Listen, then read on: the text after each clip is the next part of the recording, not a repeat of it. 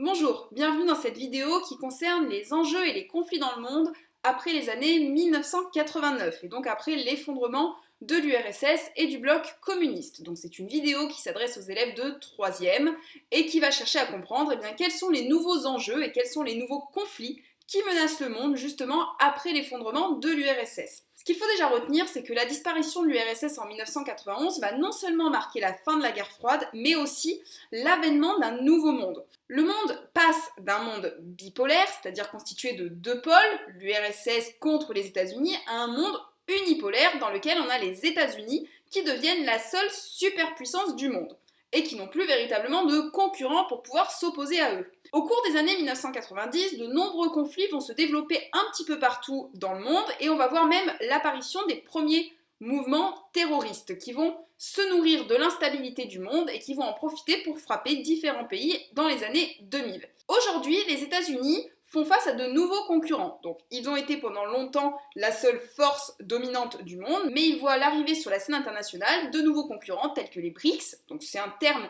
qui désigne 5 principaux pays émergents, donc le Brésil, la Russie, l'Inde, la Chine et l'Afrique du Sud, et également l'Union européenne qui cherche à exister sur la scène internationale et qui viennent remettre en cause la place de superpuissance des États-Unis dans l'idée de pouvoir créer un monde multipolaire, donc dans lequel on aurait plusieurs pôles d'affrontement, mais avec des grandes unités de différents groupements de pays, et non pas un seul pays l'un contre l'autre, ce qui permet justement d'être plus forts ensemble que tout seul. On va s'intéresser dans un premier temps à l'ONU. Je rappelle que l'ONU a été créée lors de la conférence de San Francisco en 1945, et l'objectif de l'ONU, c'était de préserver la paix dans le monde. Alors, l'ONU a d'autres objectifs évidemment que celui-là, mais ça c'est le principal objectif. Mais on va se rendre compte que l'ONU, malgré ses grands principes et puis tout ce qu'elle met en œuvre, n'est pas parvenue à maintenir la paix dans le monde. Alors déjà dans la guerre froide, on a vu qu'il y avait quand même plusieurs terrains d'affrontement, que ce soit durant la guerre de Corée entre 50 et 53, que ce soit durant la guerre du Vietnam, la guerre d'Afghanistan plus tard dans les années 70, l'ONU à chaque fois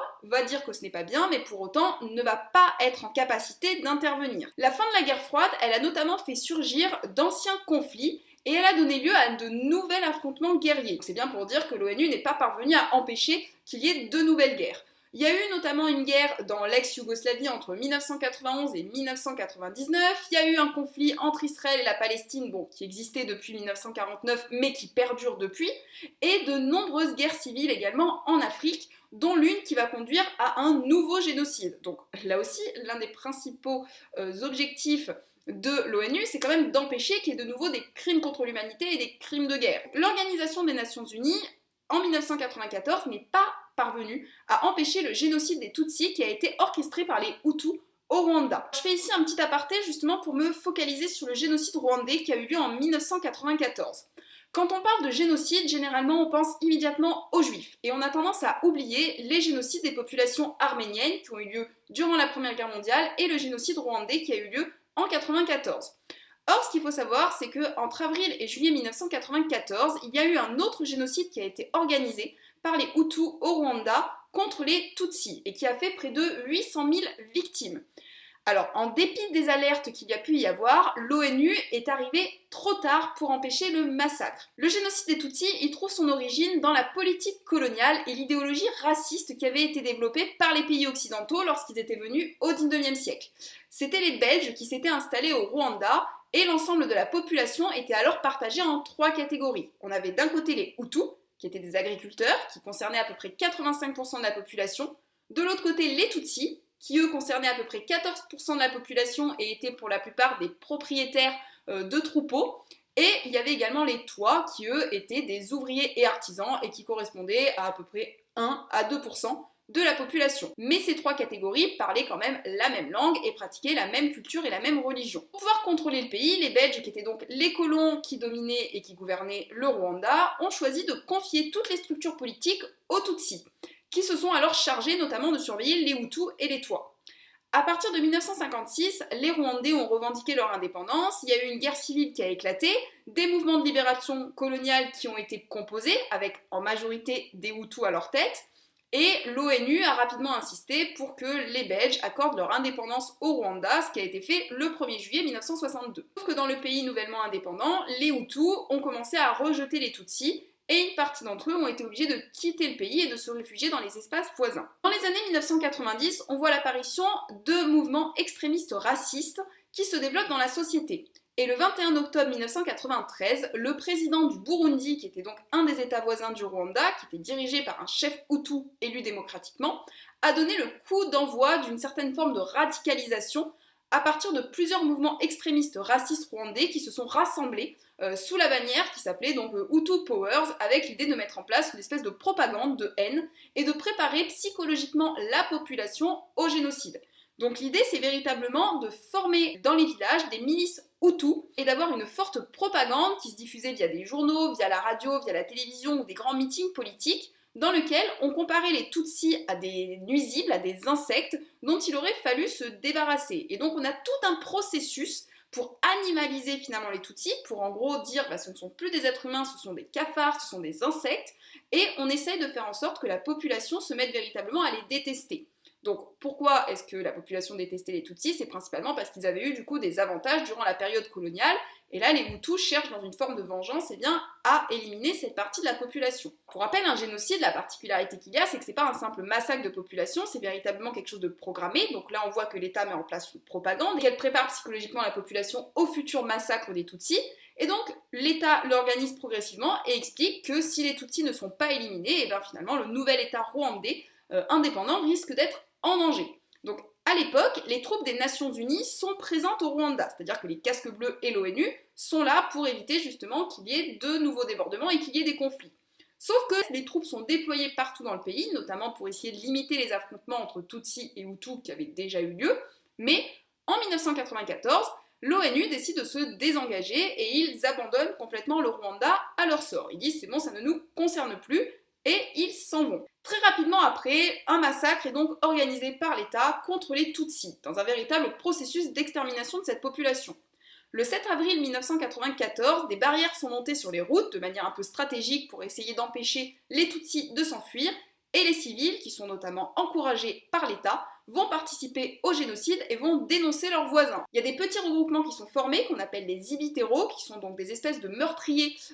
composés d'hommes, de femmes et même d'enfants, et qui sont envoyés pour pouvoir massacrer les Tutsis. Et donc ils sont encouragés à utiliser toutes les armes qu'ils trouvent, donc là on va véritablement se massacrer avec des pointes, des lances, des machettes, des couteaux, des gourdins. Ce sont véritablement des actes sadiques et abominables qui sont commis, on parle même d'éventrement, de massacre, de viol, d'une partie aussi des femmes, et c'est comme ça qu'on se retrouve avec à peu près 800 000 Tutsis éliminés entre avril et juillet 1994. Donc les massacres prennent fin en 1994, avec notamment la victoire du Front patriotique rwandais. À partir de là, les massacres vont cesser, puisque le nouveau gouvernement ne sera plus dans une politique de vengeance, mais véritablement dans l'idée de reconstruire un appareil politique efficace pour le pays et de redonner une nouvelle identité au Rwanda. Et ensuite, on va avoir des tribunaux internationaux qui vont être créés, un peu comme les grands procès de Nuremberg après la Seconde Guerre mondiale, dans l'idée de pouvoir essayer de juger ceux qui ont commis ces crimes. Malheureusement, une grande partie des criminels se sont enfuis à l'étranger, et les jugements n'ont tout bonnement, pour une grande partie d'entre eux, pas pu avoir lieu. Autre exemple pour montrer que l'ONU n'a pas parvenu à maintenir la paix dans le monde, c'est qu'on voit depuis les années 1990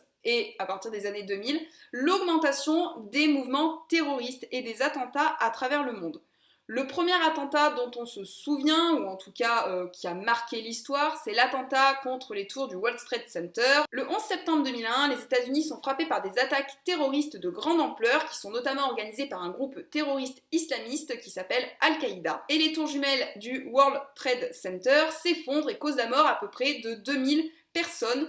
auxquels doivent s'ajouter les 147 passagers qui étaient dans les avions qui ont été détournés dans l'objectif qu'ils aillent se cracher dans les tours et qu'ils les fassent s'effondrer. Pour la première fois, ils se rendent compte qu'ils sont vulnérables, qu'ils ne sont pas une surpuissance à l'échelle du monde et qu'eux aussi peuvent être attaqués. Donc ils vont réagir en envoyant des troupes en Afghanistan, et ils vont également s'attaquer à l'Irak où se trouve Saddam Hussein. Depuis, Saddam Hussein est mort, mais la paix n'a jamais été complètement rétablie en Irak, malgré le retrait des troupes américaines assez récemment. Ça reste quand même des espaces au Moyen-Orient où il y a encore énormément d'instabilité. Et on a vu ces dernières années de nouveaux mouvements terroristes naître, que ce soit en Afrique ou également au Moyen-Orient, comme Daesh par exemple, qui se nourrissent de l'instabilité du monde et qui se mettent à organiser de plus en plus d'attentats contre les pays développés du Nord, contre l'Europe, contre les États-Unis, l'idée étant de montrer que eux aussi peuvent exister sur la scène internationale et de faire peur. Le terrorisme en soi n'est pas né avec les mouvements islamistes radicaux, ce sont des actions violentes qui sont destinées à terroriser une population dans un but politique, de répandre un message et de dire bah voilà, on fait peur pour justement qu'on montre que vous n'êtes pas surpuissant mais que nous aussi on est fort.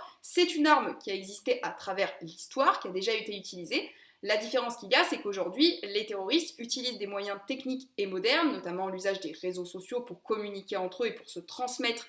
des adresses, et qu'ils vont également utiliser des moyens de déplacement qui sont plus importants que ce qu'on pouvait avoir dans les époques historiques antérieures, sans compter l'utilisation d'armes de destruction massive. Étant donné que les États-Unis et l'ONU ne parviennent pas à instaurer la paix dans le monde, on voit le développement de nouveaux espaces qui essayent eux aussi d'apparaître sur la scène internationale. Et donc les États-Unis se retrouvent concurrencés par de nouveaux pays qui cherchent à exister, tels que l'Union européenne, une association donc de plusieurs pays, et également donc les BRICS, ce qui sont donc les nouveaux pays émergents. Pour autant, les États-Unis restent quand même aujourd'hui la grande superpuissance, tout simplement parce que ce sont eux qui possèdent les armes les plus puissantes, mais également le plus de porte-avions, le plus d'engins militaires, donc il n'y a pas véritablement de force militaire qui s'oppose complètement aux États-Unis, mais on voit de plus en plus d'alliances de pays. Les BRICS, qui pour rappel sont le Brésil, la Russie, l'Inde, la Chine et l'Afrique du Sud, sont à la fois une puissance démographique, puisque ce sont des pays qui sont non seulement très grands, mais qui surtout représentent à eux seuls 40% de la population mondiale, commencent également à émerger de manière économique et militaire, puisqu'ils cherchent à trouver leur place sur la scène internationale. Et donc ils vont prendre de plus en plus de place et concurrencer, voire rivaliser avec les États-Unis.